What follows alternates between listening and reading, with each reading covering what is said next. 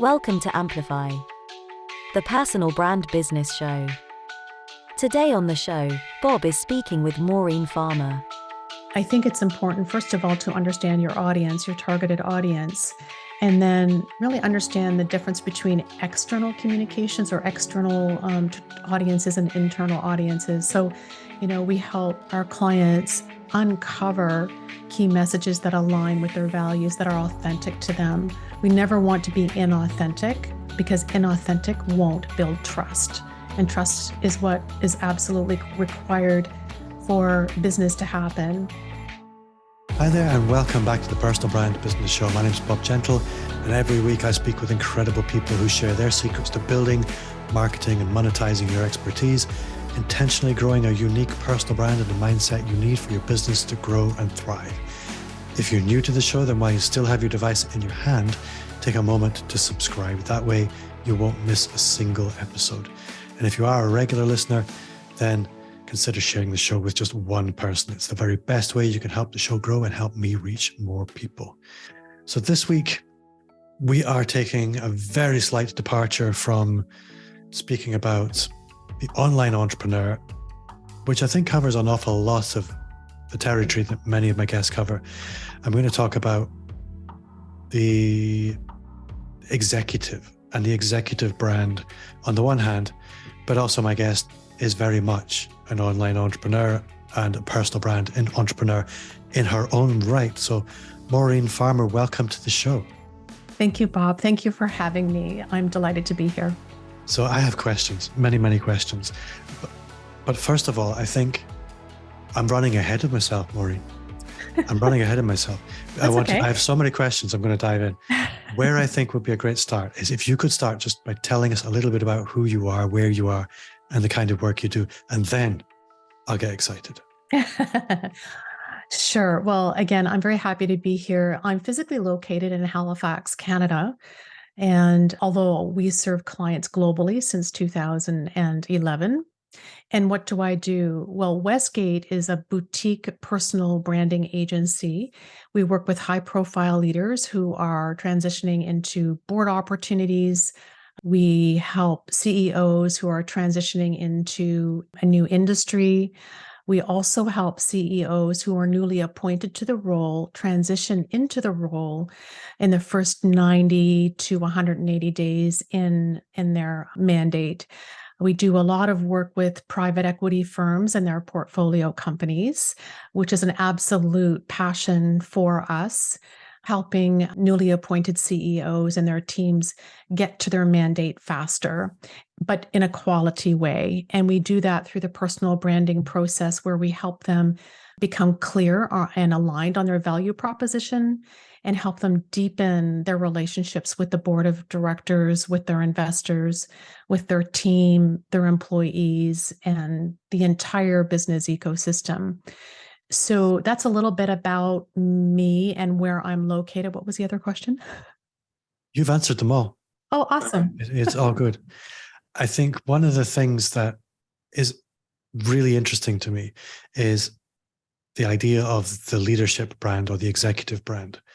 Because if you look at the direction the world is going, there's virtualization everywhere, artificial intelligence, remote working. There's greater and greater distance between organizational leaders and the people that they serve, be it investors or customers or team members. And so leaning into being much more present as a leader is more and more important. But these are not skills that anybody was ever taught in business school.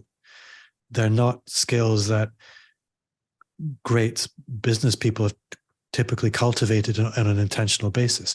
I think it's often true that the people who are put into leadership roles were brought in because they were really good at what they did, but that didn't require any level of visibility. So they've no experience of being visible. So I'm interested to know how you, motivate them to accept that this is a thing that they need to work on because it's difficult a lot of the time. Mm-hmm. And I guess B, what kind of process you bring into that, because CEOs, they are time poor. So how do you get them to lean into that? Well, thank you for the question. And you're absolutely right. They are time poor. And a lot of these skills and capabilities don't come naturally to anyone, really. I think they're a learned skill. One of the statistics I would like to share with you and your listeners is that typically the research says that between 30 and 50% of CEOs will leave the role within 18 months, long before their mandate has been executed. So, our perspective and our vision is to help the board of directors protect their investment in the CEO by supporting the CEO through the first, 90 to 180 days and beyond. Let's face it, we have longer relationships, but that's the initial goal, is to help the CEO establish critical relationships with the board of directors, with investors, and with employees, because that is the most critical period of time when a new appointed CEO, there's a lot going on during that period of time. They're time poor. They don't have a peer in the organization. And so they often need someone to lean on in order to help with decision support. So if we can help a CEO stay in that seat long enough to make an appropriate exit from the organization, whether it's an IPO or whether it's a strategic sale or some other departure, for that portfolio company, or really any organization, who wins? Everyone wins, including the CEO and their family. So part of our private practice here at Westgate is also supporting private executive clients as they transition. So we work with both private clients as well as corporations. So for the individual executive client, we help them fortify their personal brand. And I'll tell you how we do that in a moment, but also helping them. We're very, very family focused here. That's one of our core values here at Westgate is family, safety, quality, trust. Those are our core values. And so we help that CEO understand what their core values are so that they can lead and pursue opportunities that align with their values. It's very, very important, we believe, and that's been our practice. So when we begin working with a client, we start with taking a full inventory of their capabilities and of their strengths and so forth. That's part of the personal branding process, where we uncover a brand. You don't build a brand, I don't believe. You uncover a brand, and that's finding and helping that person find their personal perspective and their personal point of view, helping them find their point of view and articulate their point of view, and helping them really understand their value proposition. So what is it that they are going to do to make money, save money, solve a problem for the organization in alignment with the organization's goals and values? And so we have a number of assessments. Do you want me to go into the assessments, or did you just want to leave it at the high level? I'm curious to know what the data points are that matter to you. So to an extent, the assessments are useful. Sure. So we do one that is unique to Westgate, which is called the Network 7. And so what we do with our clients is we interview 7 people in their network. We do a very comprehensive interview with them. And the reason we do that, in addition to the 360 we do, which is a pretty self-explanatory tool, but the Network 7 complements that. And the Network 7 will really uncover some of the unique qualities that we will never find in a psychometric assessment. We just won't. So I'll give you an example. We had worked with one individual who was reluctant to tell us one of her core competencies. And she was reluctant to tell us because she felt she was going to be pigeonholed because of it. Mm. So she felt it was going to hold her back, when in fact, this was her magic formula. This was her superpower. And we never would have known what the superpower was unless we had interviewed people in her network. And it was a consistent theme that came across all 7 interviews. So we'll call her Belinda. So Belinda had a very unique way of working with people in an offshore environment. Virtually, she could make things happen, which meant that she could get the organization's products to market faster. But she felt as though it was too maternalistic to be using that as a competency on her, competency matrix. So what we did was we helped her understand that secret sauce was a value proposition that and a proprietary process that no one needed to know about. They just needed to know that she could do it. Mm. So this was pivotal for her because otherwise she would have been trying to compensate for this skill that she had. And so we were able to help her articulate that secret sauce in a way that would resonate with senior leaders, with the CEO, and so on and so forth. So we were able to honor this skill while taking away this belief that she had that this particular skill she had was going to stop her from moving forward in her career. So that particular, I'm quite proud of the Network 7. I mean, anyone can do interviews. I certainly understand that. But the way we've been able to render some of the common themes has been quite unique and of tremendous value to our clients. So other assessments that we use are things like the DISC leadership assessment. Absolutely love the tool. It's easy to understand. You just said something a little bit before we started the recording about simplicity. What did you say? Simplicity scales? Simplicity scales and complexity fails. Right. That's what I can't claim credit for that, listener. But I can't remember. Awesome. I'll remember that. Absolutely. It resonates with me. And so, some of these tools are, very, very powerful, but very, very easy to understand. And so we're able to use those tools, not just with the private individual client, but also in the corporate context when we're being brought in to work with the CEO and their team. Everyone gets profiled. They get to understand, their own unique value propositions and how they can communicate best with their colleagues. And so that's a bit of the process. And then there's more, things like we do strategic writing and we do strategic communications with the board. In terms of the visibility piece, and you mentioned this a couple of minutes ago, oftentimes high-performing leaders will have perfect leadership acumen. They're excellent leaders. They wouldn't be where they are, without those leadership skills and technical acumen. So impeccable technical acumen. What they often don't have is the visibility. Yeah. This was going to be my next question is, these are not natural Instagram stars, YouTubers, podcasters. A personal brand needs a vehicle in order for it to reach the people that it's intended for. So what are the various vehicles that people can attach their brand to? That's a great question. I would say very easily, much more easily than you might think.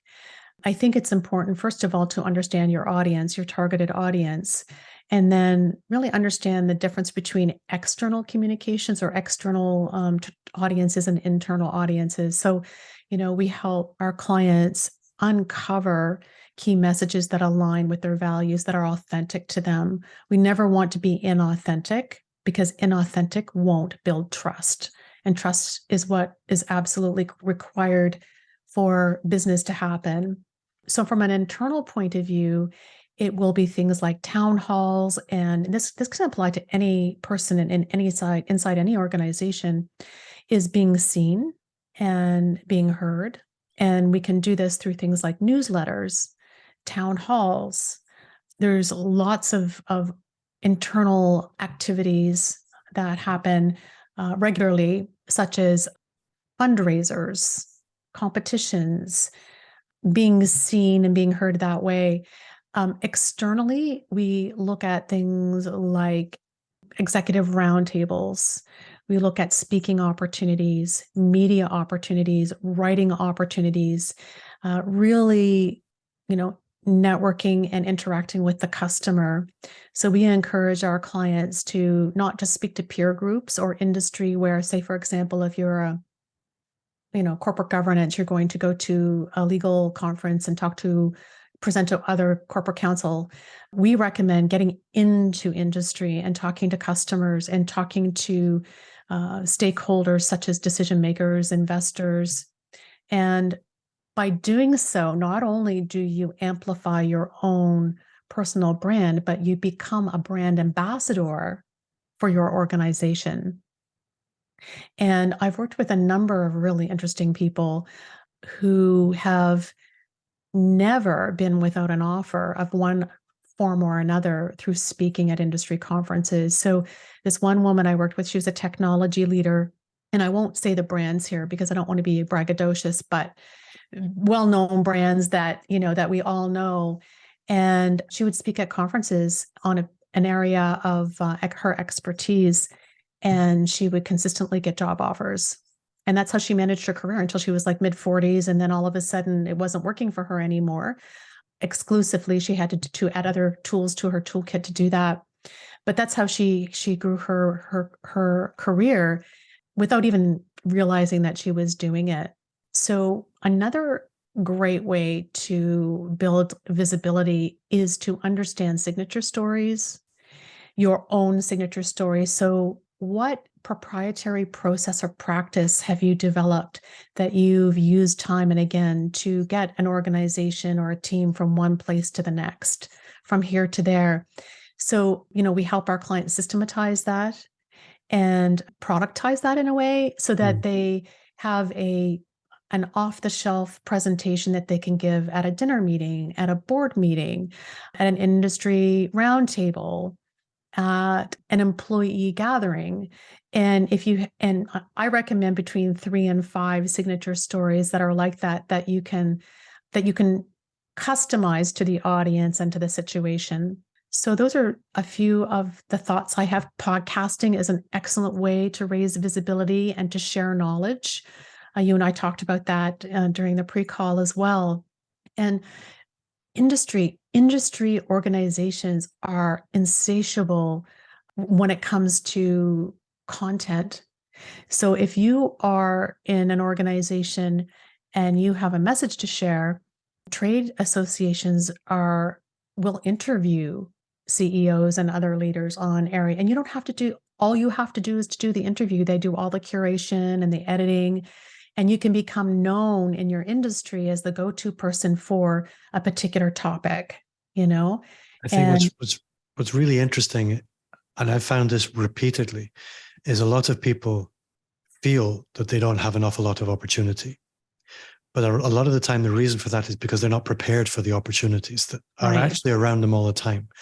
And what you find through things like having signature stories and talking points, that when the opportunities come around for speaking at conferences or being a podcast guest, if you've been prepared for it, your unconscious is going to serve these opportunities to you more often. They'll become visible where they were invisible before. You often have to make it happen if you're intentional. I have a question I'm going to share with you that your listeners can take and use and leverage. It will open doors. Shall I give it to you? Absolutely. I got my pen ready. Okay. Get your pen ready. It's a very simple question. So I'll tell you what it is, and then I'll give you an example of how I used this just recently. So you've just learned about a unique opportunity inside your organization, outside your organization, in your volunteer role, whatever it might be. You really want to get involved. Don't wait to be asked. You can ask this very simple question: how can I become involved?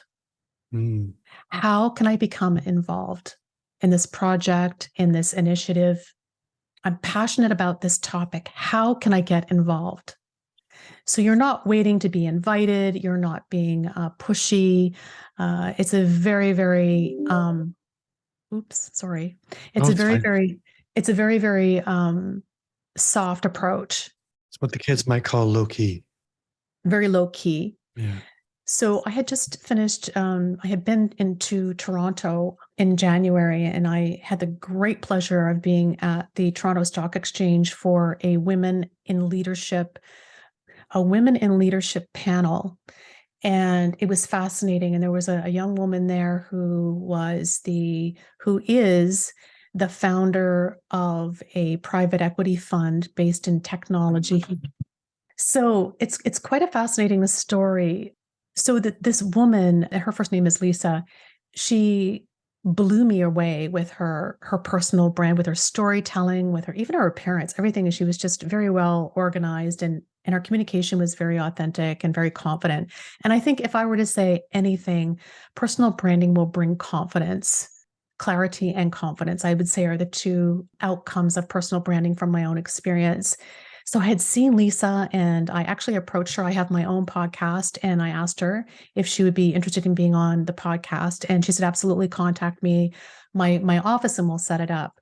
In the meantime, I ran into a woman in New York City who was doing a panel for women in private equity. And she was telling me they were looking for a panelist. And I said, well, I know someone. I said, her name is Lisa, and I gave her last name. And she said, well, would she be interested in serving on the panel? And I said, well, I don't know, but I'm happy to connect you. So now Lisa is on the panel. And I thought, wait, now I want to get involved here. I don't want to lose out. And I had secretly hoped that they were going to ask me to join the panel. They didn't.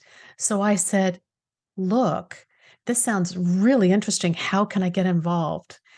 And I'm a fairly shy person myself. So, but it's an easy ask. And the woman said, well, why don't you come to the event? So I'm heading there in 2 weeks' time. If I had not asked that question, I would not be at this wonderful roundtable where I'm going to get to raise my visibility. I think that's a really actually powerful question. It's so simple, and I've seen it done, but actually just seeing the question as the question, it's so low key, it's so not pushy, it's so not desperate either. But at the same time, it's assertive and it does demand an answer. Absolutely. You could even use that as a call to action in a job interview. You could use that as a call to action in almost, any scenario. And I think organizations from a job search perspective and a job interview perspective, organizational leaders want to work with people who are excited about working with them. You know what I also love about that question? Is it doesn't demand any kind of seniority or precedence or primacy. It's somebody who's generously saying, let me support. Mm-hmm. It's not put me to the front. How can I get involved? Demonstrates an openness to do the dishes if asked. Exactly. And I'm working with this wonderful client in Australia. And if he's listening to this podcast, he knows who he is. An amazing person. And he is a board governance expert. And he's been supporting, he's also a lawyer. He's a number of other things. He's like a Swiss Army knife. He's got all of these different capabilities. And in this particular situation, he has been advising this board of directors and the CEO on the board, and he really wants to be on that board. He wants to be on that board of directors. He's so passionate about the topic. And so he and I have had this conversation. He finally popped the question, Bob. He popped the question last week, and he was excited to let me know. And he said to the CEO, look, I'm really excited about where you're going. How can I get more involved? Because at this point he was involved. How can I get more involved? And the CEO said, well, would you consider coming on the board? And of course, my client was, doing the happy dance because that's exactly what he was hoping for. So one of the things that I see a lot of the time in companies, I mentioned this before, different people approach personal branding for different reasons. Mm-hmm. And in a leadership role, it's easy to assume that the personal brand is really for an external audience when actually it's for an internal audience a lot of the time. Mm-hmm. But what a lot of people don't anticipate is the law of unforeseen consequences. Okay. I'm curious about that. Well, I think a CEO is focused on the role in front of them, but not necessarily what's happening around them in the rest of the world that they're not necessarily connected to. Mm-hmm. And the one thing that you were very clear on is CEOs tend to come into a role to achieve a thing, and then they move on to something else. And I often find that people rally around organizations with visible leadership. They're looking for people to get behind, stories to get behind. If you look at any really successful tech company, for example, there's always going to be a seemingly charismatic leader behind it. Alongside that, I see lots of companies where it's quite opaque as to who's behind these organizations. And one of the things that I get, not upset is the wrong word about, but I see amazing people where their light is kept under a bushel. They never are pushed to the front, and they never push themselves to the front when actually they deserve to be in the limelight. They should be running amazing organizations. Right. And often it's the introverts, the less confident people. Mm-hmm. They are often put into really strong leadership roles, Mm-hmm. but they're not charismatic. They're just awesome.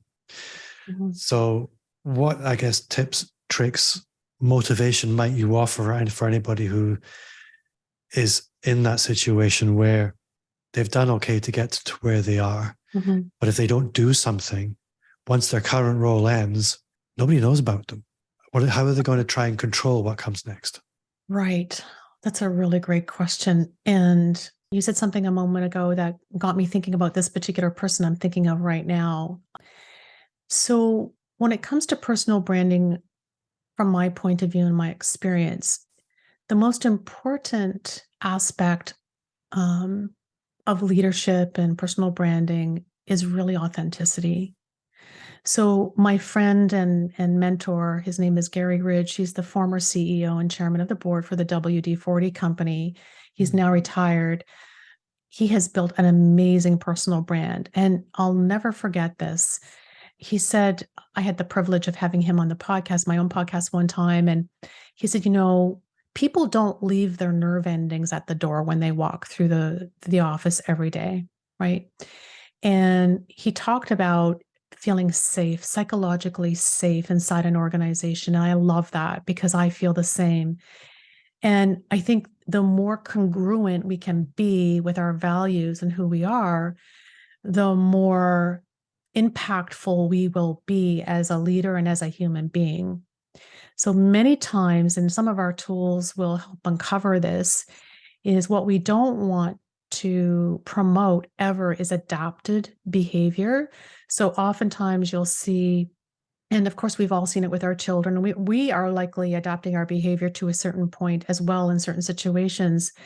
But when leaders can be congruent with their values and just be who they are and let them just be, it doesn't matter whether they're introverted or extroverted or whatever it might be. It is really about, showing up and being a human being and being authentic. And I've said that word a million times, but it's important. Also, self-awareness. So a lot of the people that you're referring to have a tremendous sense of self-awareness. You talked about the charismatic person, and many people who have that executive presence are really understand their position as a leader is one of privilege and is a one of serving. That's the great ones that do that. And Gary reminds me, comes to mind as someone who does that. And I saw him, and he's an exemplar of what I'm talking about here because he just fits the mold perfectly. I was in San Diego a couple of years ago during March, and I got the chance to have coffee with Gary. And it was during a service award weekend as well as a sales conference for all their internal salespeople. And I watched people walking by him and how they revered him. Mm. I don't think you could get anyone more down to earth than Gary Ridge.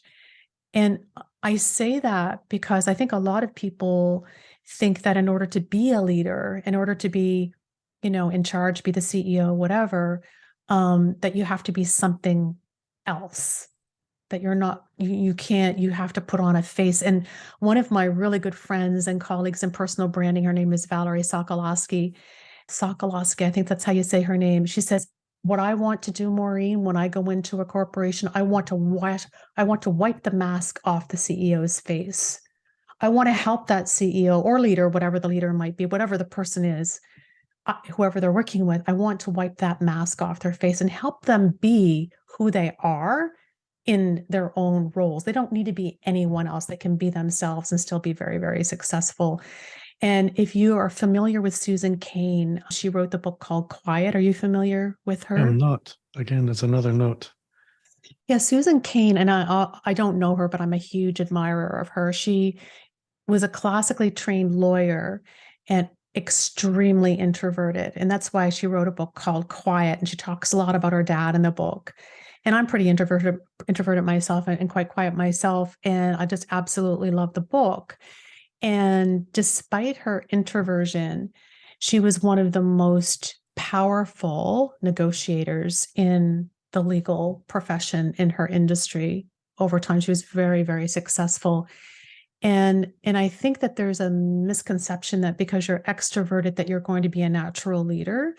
I don't know if that correlates necessarily. I think that the leaders, all things being equal, that they have the technical acumen, they have the leadership skill, and they have the backing of their board. I think that that's what's most important in my way of thinking anyway. Did I answer your question? Well enough. What you answered was awesome. Whether it was addressing the question or it doesn't really matter.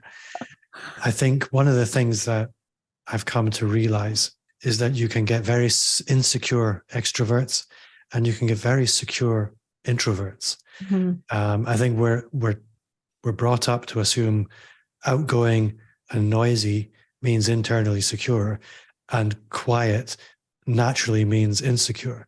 And I was speaking to somebody today, actually, and he described himself as securely insecure. I thought, that's awesome. I think that's the human condition, though, Bob. I think we all have that tendency. And one of the biggest, and you may be surprised by this or not, I don't know, but one of the biggest trends I see in the business, and I talk to a lot of people at very senior levels, and is imposter syndrome. Mm. It's everywhere. It's just a ubiquitous. It's a big word, isn't it? It's just everywhere. It's a common condition of people who are high performing, and it will wane depending on your energy level. It will, it sort of correlates with all of those different things. So I think that what did you say? Insecurely secure? No. Securely insecure. Insecure. I think that is a very common phenomenon. And I think we're all just human beings, Yeah. And regardless of where we fall, in the organization. I think the CEO or the leader is going to be operating as a matter of course on the edge of the comfort zone and on the edge of their own competency a lot of the time. That's a really good point. Becoming comfortable with operating in the danger zone, essentially. Yeah, you see people that are really good at crisis management and crisis mitigation, like mitigating, major events, and are calm under pressure. I know somebody in my family is very much like that. If there's an emergency or they're so incredibly calm. And that brings a lot of comfort to employees and to other people. The CEO role is unique in that there is no peer, there's no contemporary inside the organization. And they also have two fairly significant constituents of individuals that they report to, essentially. And that's the board of directors, shareholders, investors, regulators, suppliers. Externally, and then internally, it is employees. Then we have potential issues with unions.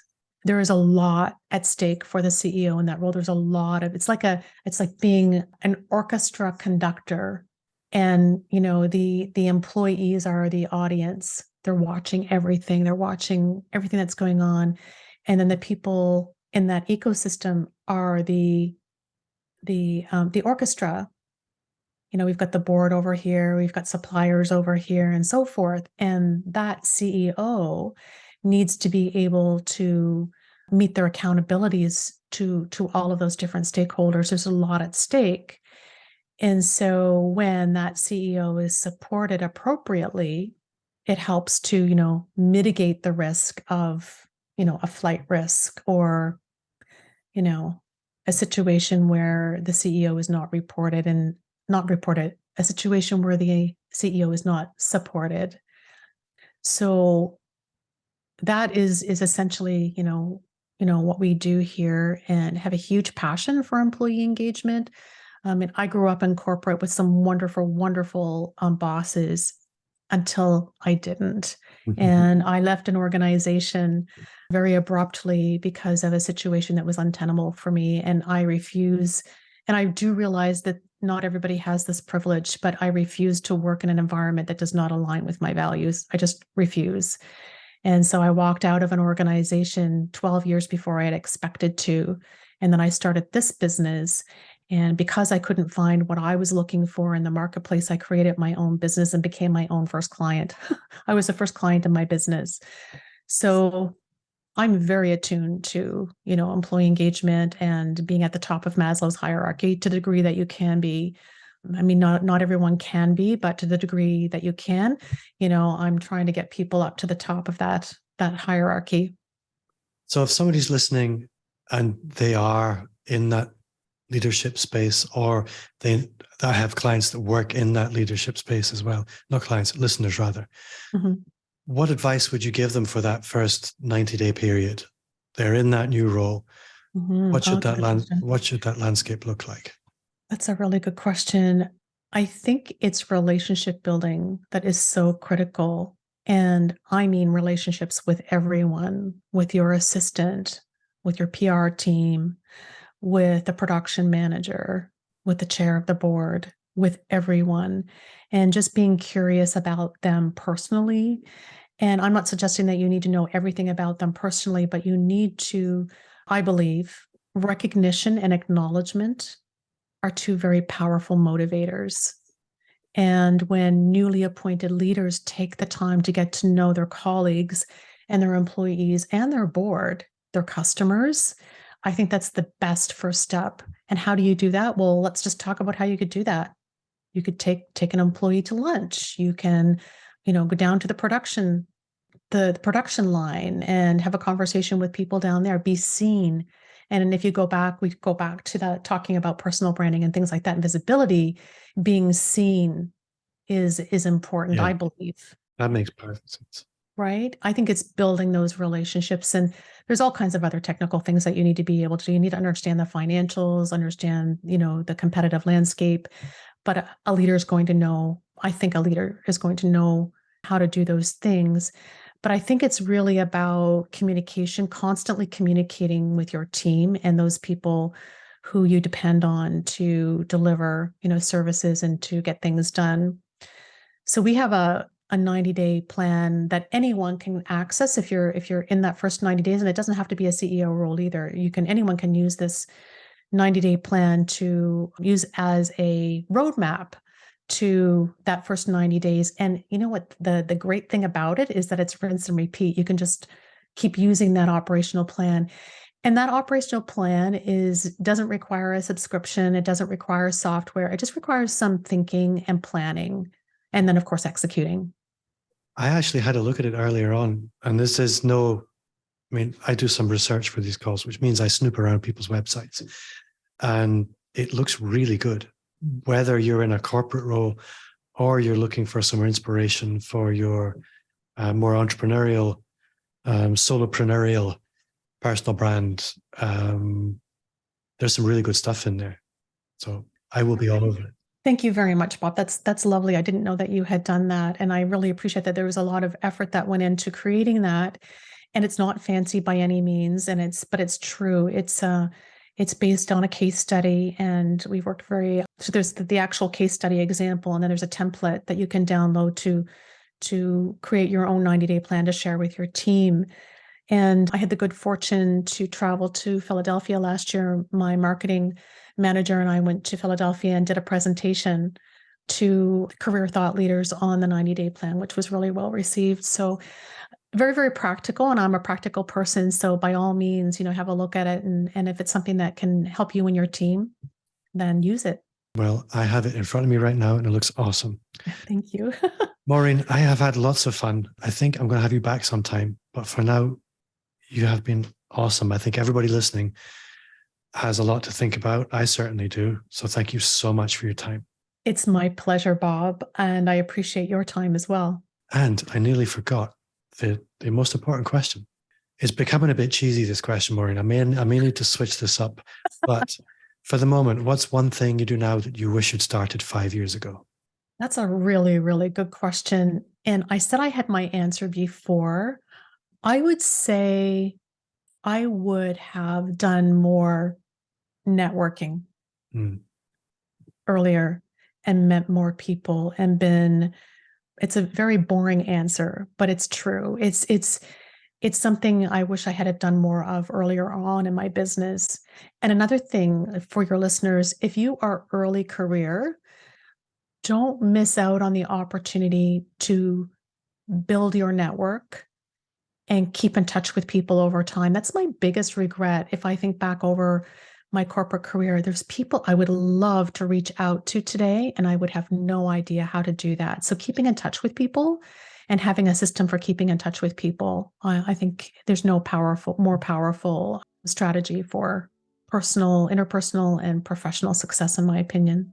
I absolutely echo that. I think one of the questions I ask many podcast guests is opportunity could come to us through one of 4 doors: outbound sales, ads, content, or relationships. And the most successful people I know, they always have all 4 of those doors open. But the opportunities that typically completely change the game, take you from one level of operation to another, it's always relationships. I don't think there's any life-changing opportunity will reach us in any other way other than through a relationship. So, I agree 100%. Maureen, you've been awesome. Thank you very much, and I will see you next time. Thank you so much, Bob. Have a great day.